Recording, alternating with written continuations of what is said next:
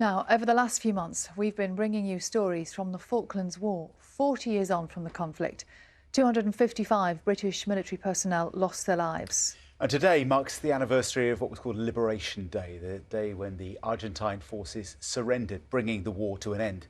And Breakfast, John Maguire is in Portsmouth this morning for us, which is where the British naval ships set sail from at the beginning of the conflict.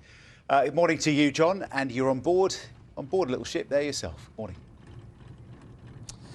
Yeah, morning, John. This is what's known as an LCVP, one of those military names, landing craft, vehicle and personnel. So this actual craft would have landed Royal Marine Commandos onto the shores to start the recapture of the Falklands to San Carlos Bay. As you say, 40 years ago, 4 decades since that surrender was signed by the Argentine forces.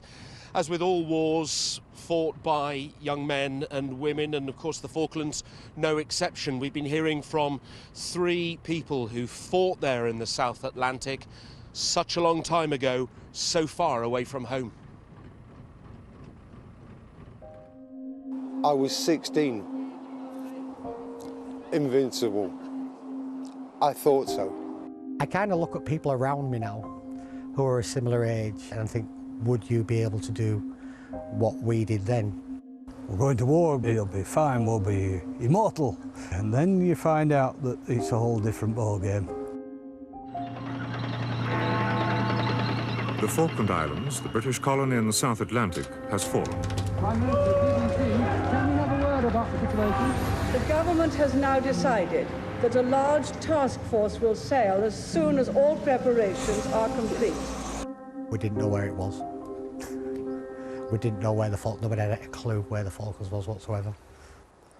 I think I wrote to every single member of my family, and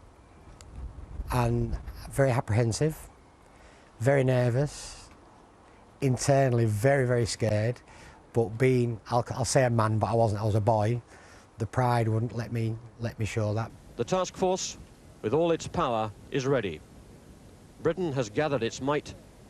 It must set its course. I was handed a piece of paper and it had fill in the details. It was a reality check. Some of the older guys had already written wills, but me as a 17-year-old, not a chance. The British batteries kept up a constant barrage, seeking out the enemy guns. HMS Sheffield lies sinking in the South Atlantic on a day, May the 4th, 1982, that brought the reality of war into Britain's dispute with Argentina over the Falkland Islands. I'm not allowed to say how many planes joined the raid, but I counted them all out, and I counted them all back. Their pilots were unhurt, cheerful and jubilant, giving thumbs-up signs. The 6th of June, D-Day of all days, I became 18, but overnight on the 5th and the 6th of June, we were sent inland. We were sent close into land to do naval gunfire support, and that night we fired 277 4.5-inch shells. That was my 18th birthday. So like other people get firecrackers, I got 277 4.5-inch round bangs for my birthday. Out of a clear blue sky, without warning, 5 Argentine Skyhawks strike, hitting Sir Galahad and her sister ship Sir Tristram.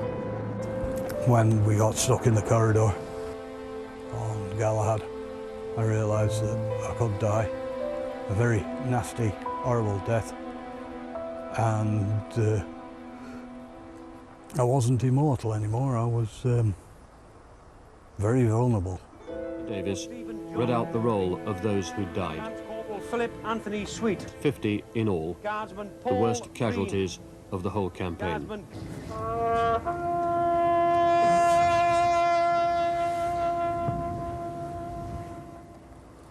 Get a lot of memories at night, nightmares still. Most nights seems like. The other night they were getting bad. We were sitting there, I woke up and now we're screaming again. British Legion Riders branch riding my motorbike. All those things help. Right. Gentlemen, I've just heard that the white flag is flying over Stanley. It's taken 10 weeks since we left Portsmouth, but this major objective has now been achieved. Very proud that we went. It had to be done. We laid our lives down to make sure somebody okay. And I look back and I look about a lot of pride now that I was able to do something like that at such a young age. But I always look back at my words like it's hell of a thing. Surrounded by immensely people I'm extremely proud of. It's a wonderful feeling knowing that we've actually done something that's going to have an impact on that island for such a long time.